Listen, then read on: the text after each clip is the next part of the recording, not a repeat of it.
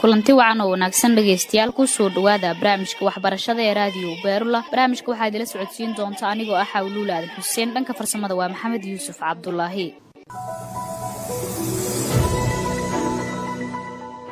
hay-adda caafimaadka adduunka ee WHO ayaa shaacisay in caabuqsidaha coronavirus sidoo kalena loo yaqaano COVID-19 uu yahay khatar caafimaad oo caalami ah.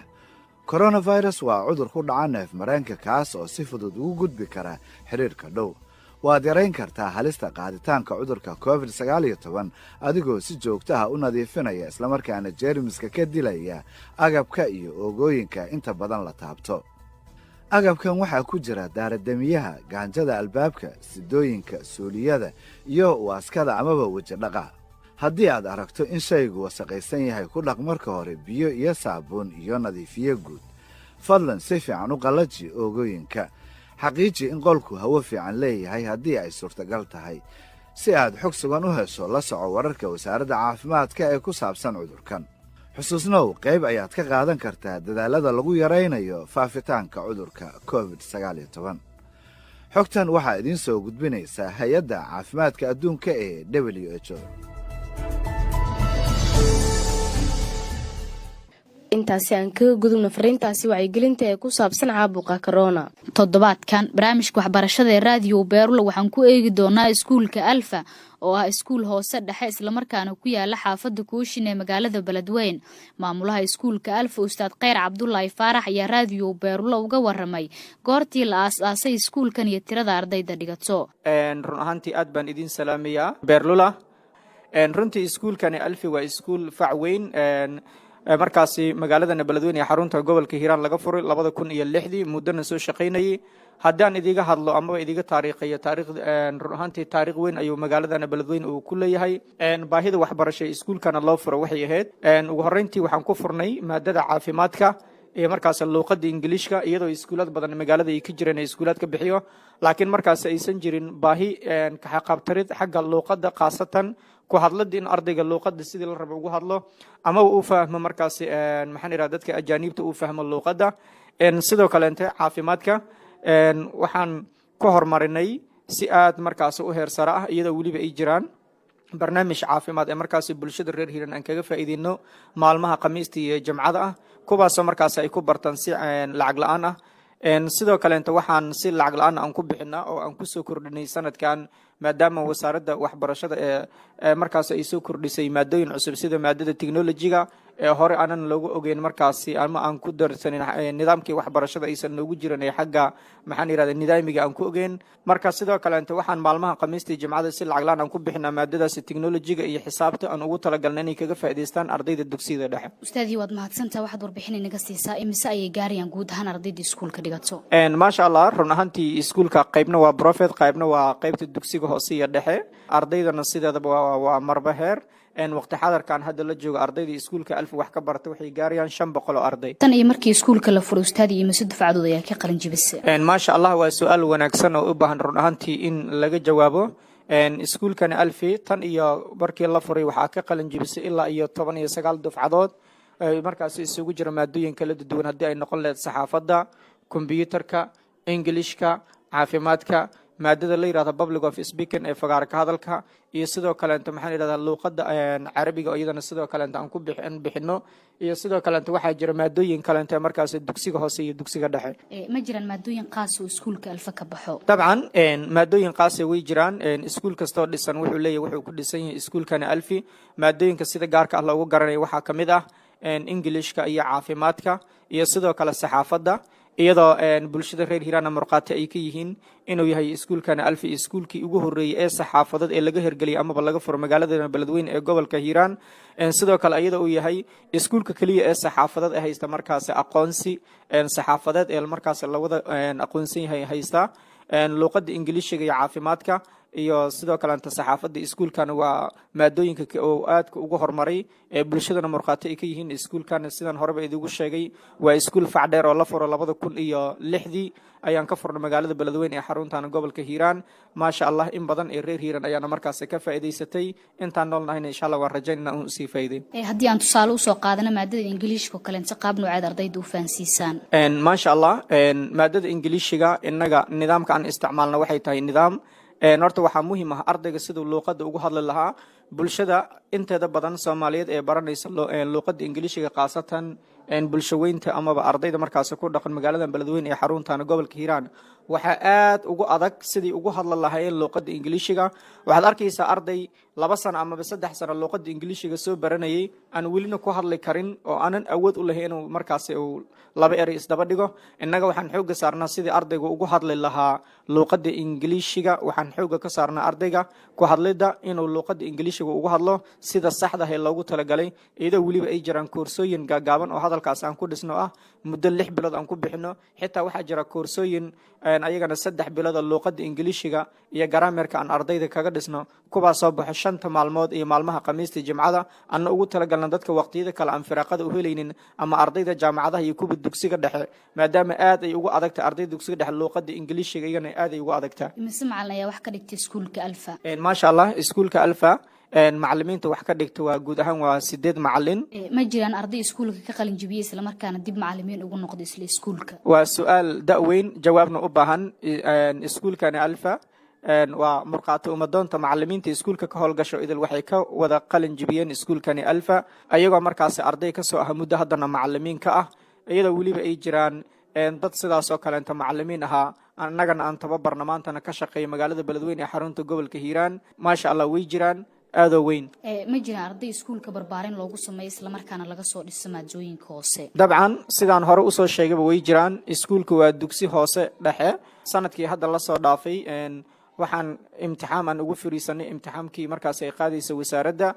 markaas shahaadiga ardayda dugsiga dhexe. haddana waan haynaa arday alxamdulillah waxaan haynaa 1 ilaa 8 dugsigu isku xiran yahay. waxaan haynaa lambar tiro fiican oo markaas arday ah oo markaas preparation ardayda hoos laga soo dhiso. maasha Allah sidoo kale waxaa jirta iyagana arday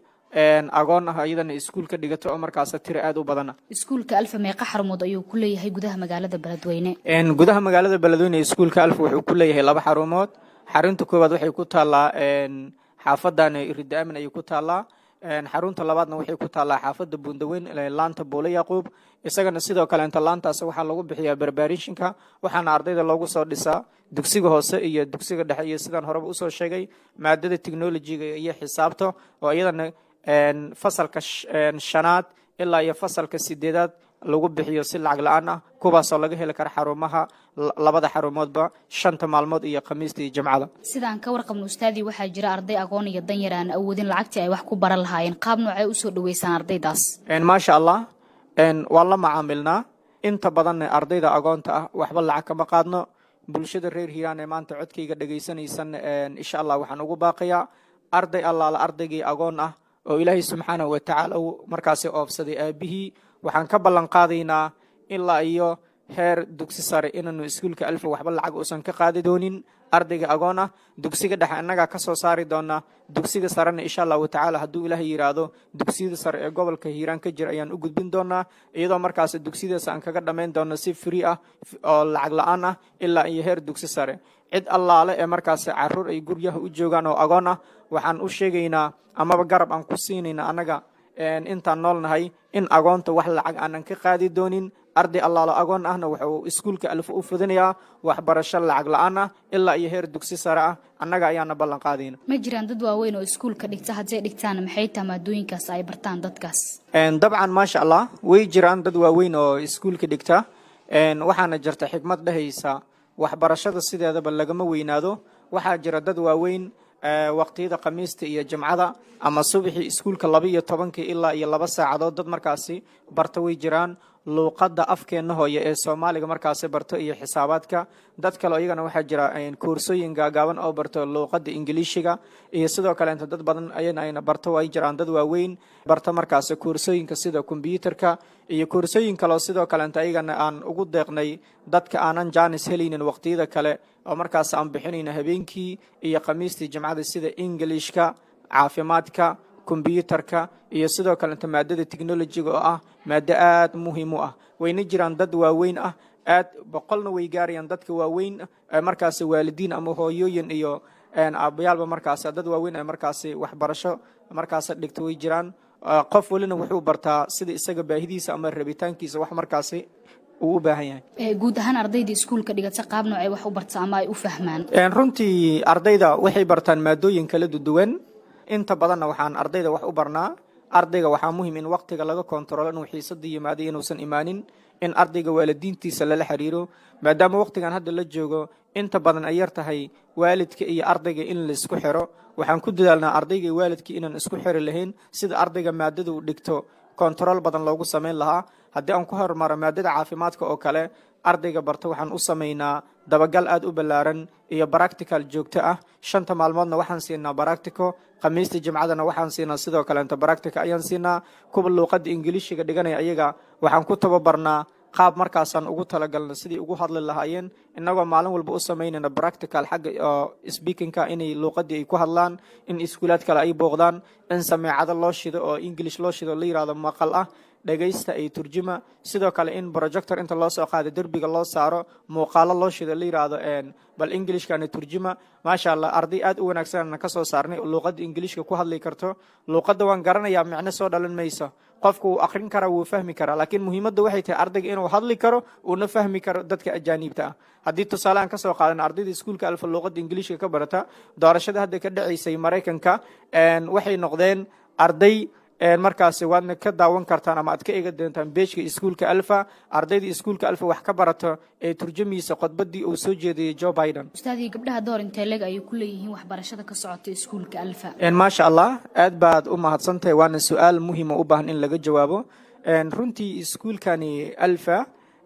habluhu wax ka barta aad bay door weyn ugu leeyihiin khaasatan waxay aad ugu badan yihiin gabdhaha xagga caafimaadka iyagoo aad gabdhaha ugu soo badanayo fasalada caafimaadka on hayna waxaad arkaysaa fasal ay dhigato 40 arday 40 kaas arday waxaan u maleynayaa 4 ama 5 inay wiilish yihiin sidoo kale inta gabdhuhu waxbarashada aad bay ugu soo badanayaan waxaan leeyahay gabdhow dadaala maxaa yeelay hore ayaa waxaa jirta xigmad Soomaaliyeed ee oranaysa gabari wax baratay waa bulsho wax baratay haddii gabdhaha wax bartaan mustaqbalka ama aayaha dambe dhalinta soo bixaysa waxay noqon doonaan jiil wanaagsan ee dalka iyo dadka iyo diintaba u naxa intii aad ku guda jirteen aasaaska iskuulka alfa ma jiraan caqabadaad la kulanteen dabcan maxaa yeelay wax kasta waxay leeyihiin caqabad wax kasta oo la qabta caqabad ayaa ka hor imaanaysa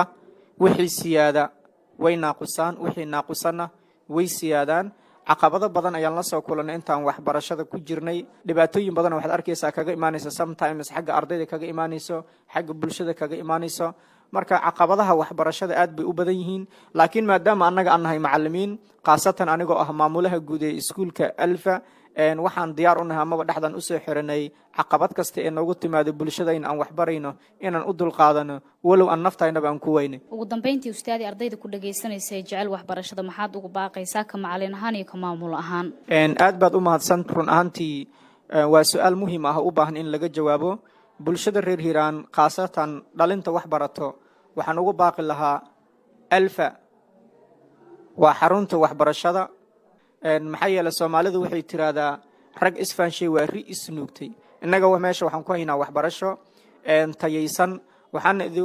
baaq aan idin dirayaa arday kasta ee Soomaaliyeed khaasatan ardayda ku nool magaalada Beledweyne ee xarunta gobolka Hiiraan waad ogtihiin gobolkeena waxaan doonaynaa inaad ka faa'iideysataan luqadda Ingiriisiga inaad si fiican u barataan iyadoo gacan idiga siin doono kuwa jaamacadaha dhigto kuwa dugsiyada sare dhigto kuwa dugsiyada dhexe waxaan leenahay ku soo dhawaada luqadda Ingiriiska iyo sidoo kale waxaan idiga dhisaynaa caafimaadka guud ee aad ku baran doontaan muddo 6 bilood ah iyo sidoo kale dadka aan waxbarashada awoodin anaga ugu baaqi doono markaas inaan gacan siin doono iyo sidoo kale inay jiraan koorsooyin caafimaad sida umulisanimada kombiyuutarka caafimaad sidoo kale maxaan iraadaye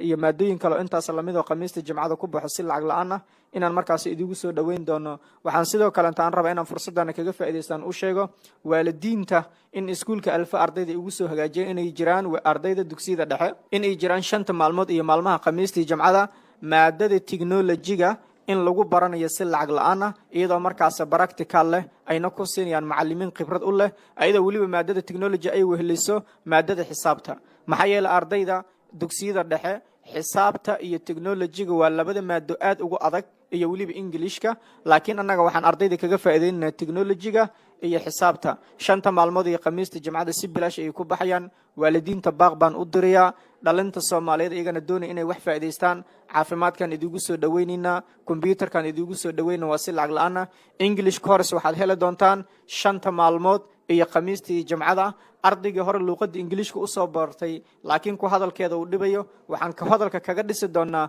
muddo 3 bilood ah adigoo lagu siin doono English maqal iyo muuqaal iyo grammarka buugaag oo cijalada wato oo ku shilin laga qaadaynin oo kugu deeqi doono iskuulka Alfa qaar ka mid ah macallimiinta iskuulka Alfa ayaa raadiyo Beerlo uga warramay qaabka ay ardayda wax u baraan magacaygu waa Maxamed Cali Ibrahim Roone waxaan ka mid ahay runtii in badan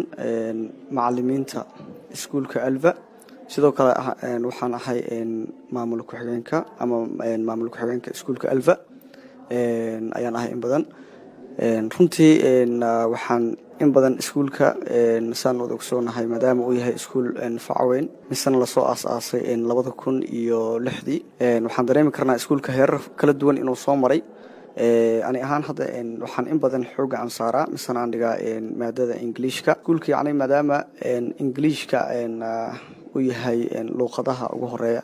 caalamka ama iskuulka yacni maxadjada ama jaamacadaha iskuulka oo ka caawiyo ardayda in badan Ingiriiskaas ayaan xooga aan saaraa yacni in badan ardaydana waxaan qaabab kala duwan ayaan wax u fahansiinaa maadaama ardayda aysan ahayn markaa kuba isku fahan ah ugu horeyn waxyaabaha ugu muhiimsan aan xooga aan saarno mise ardayda aan ku fahansiino waxaa ka mid ah hab maqal iyo muuqaal labadaba in aan yacni aan ku fahansiino markaas news ka baxay oo kale ama caalamka inaan sidoo kale aan ardayda aan u dhigno aan yacni u sameeyno ayagoo markaas lecture ka soconayo oo kale ama markaas waqtiga u dhacay oo kale weekly news oo kale inaan u keeno warqada oo yacni oo isbuucla ah oo akhbaaraadka caalamka oo kale ah waxyaabo noocaas oo kale badanaa waan sameynaa anagoo markaas oo projector ahaan aan ku fahansiin karno waxaa jira sidoo kale waxyaabo enhancing English la yiraahdo yacni saa Ingiriiskooda sare aan ugu qaadno ku sameynaa jadwallo kala duwan sida yacni oo kale in practice oo daily practice wax la yiraahdo ay sameeyaan ardayda oo si maalinle ah practice ay u sameeyaan practice joogto ah 5 maalin yacni maadaama aan isdhihi karno more practice makes perfect oo markaas practice fara badan wuxuu ka dhigayaa mid saxan ama si toos mid wax uga hadli kara practice-kaas ayaa ka mid ah waxyaabaha ugu horeeya marka runtii aan diiradda aan saarno maxaa yeelay shay kasto waa practical Ingiriiska practicadiisuna in badan waa practice-ka maadaama practice-ku uu yahay xoog waan saarnaa runtii waxaa jirto ardayda waxaan barnaa qaabka markaas jumlooyinka loo dhiso oo kale maalin gaar ayaan u leenahay inaan yacni aan ka dhisayno ardayda sida la isugu xirayo sentenceska ama jumladaha qaabka la isugu xirayo waa qaabka ugu muhiimsan sidoo kale aan diiradda aan saarno sharciga markii la yiraahdo oo kale tenseska ama grammatically iyadana si saxan ah oo meega anagoo yacni markaas reference aan ka qaadanayno meegaha ayaan ku dabaqnaa anagoo markaas aan u dhigayno qaab kasta yacni ardayda ay grammarka markaa ay ku fahmayaan sidoo kale waxaan sameynaa course yacni English ah waan ku baraa ardayda oo yacni markaasi ardayda ka daahday oo kale inay bartaan luuqadda ingiliishiga ardayda jaamacadaha ama kuwa maxadiyada dhiganayo ama kuwa basically ah intaba yacni waan correspondence bilood ah dadka markaasi doonayo in si fast ah ay u bartaan Englishka. Maajid Cabdullaahi Xasan waxaan ka mid ahay barayaasha iskuulka Alfa waxaana aan ka ahay maadada technology-ga ama IT computer science-ka runtii Allah ya mahad iska leh maadadaas maada aad iyo aad bulshada ama ardayda dhexdeeda qiimo weyn ku leh fahankii ardayda iyo macallimiinta isdhexgalkoodana waa mid aad iyo aad macquul u ah si walba ardaygu uu wax ku fahmi karana waa sida ugu muhiimsan ee qofka wax loo fahansiiyo hadii noqon leeyahay theory hadii noqon leeyahay practical waa mid ardayda fahankooda lagu soo dhisayo waxaan jeclaysan ardayda jecel maadada computerka ama ha noqoto typing ka noqoto barashada computerka waxaan laga maarmin waxaan aad u jeclaysan ardayda xiiseynaysa rabta inay barato maadada computerka aad iyo aad ayaan ugu soo dhaweyn lahayn gacmo furan laab furan ardayda kale waxaan aad ugu jeclaysan hamiga hadda ay taagan yihiin heerka hadda ay taagan inay ka sii wada lahaayeen qof walba heerka uu taagan yahay ama heerka uu niyeysanayo in uu gaaro sida ana jeclahay magacaygu waa maxamed cabdi kana mid ah macallimiinta ka howlgasha macadka Alfa waxa si qaasatan u bixiya maadada public of speaking amaba fagaar ka hadalka markii uu soo gudbo qaabka ardayda u fahamsiyo sidaas kula tacaamulno waxay leedahay cashir iyo soo kale to practical muhiimaddu waxa siinaa practicada maadaama ay tahay qofkan in laga soo dhiso uu baahan yahay inuu bulsho wax la wadaago bulsho wax u sheego inuu aqoontii uu bartay qofkan uu soo bandhigo oo bulshadii la wadaago taasana xoog saarnaa waan dhihi karaa waa arday inta ugu badan dhigata jaamacadaha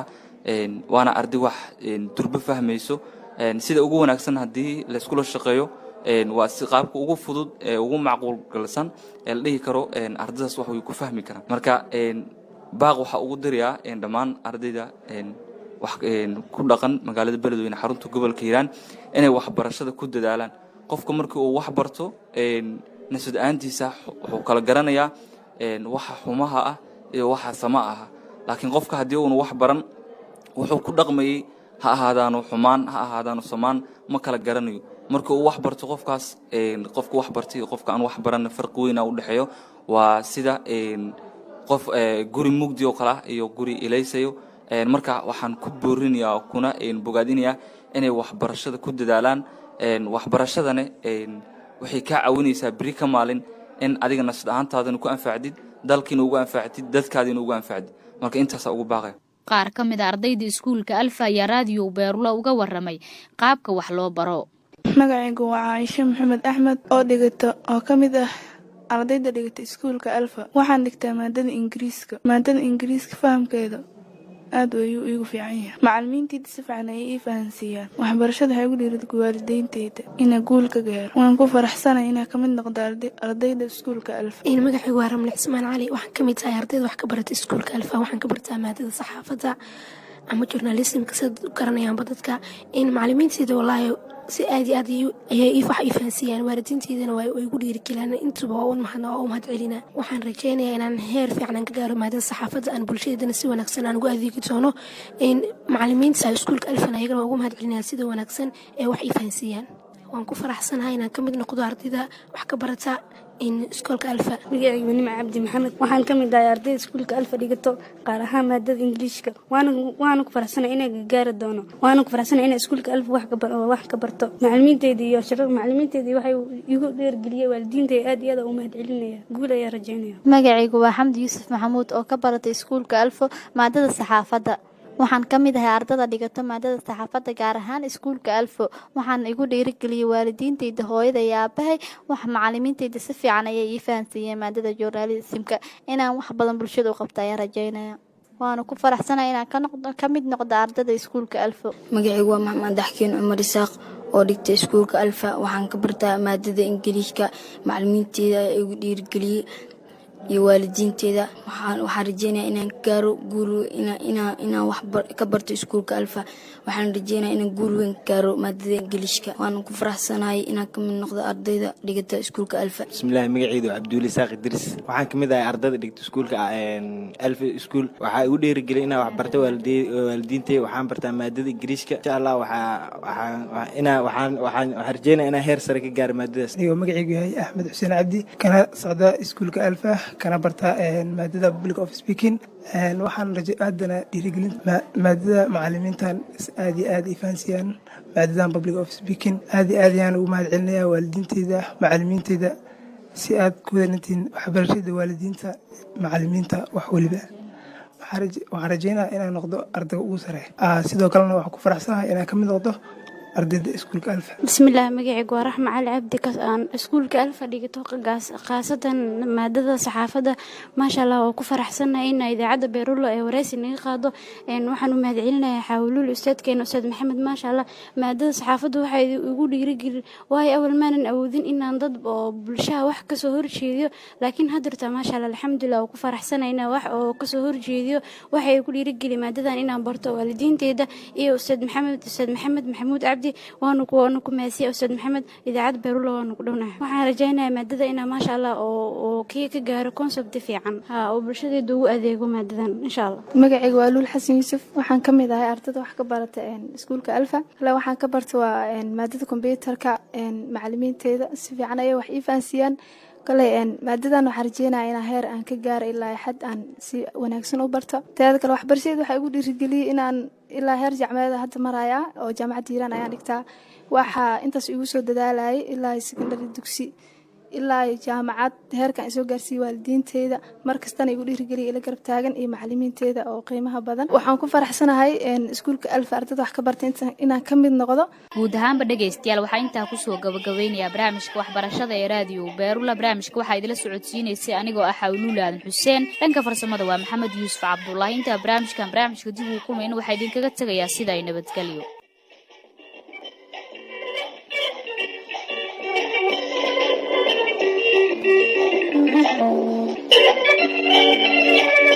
Thank you.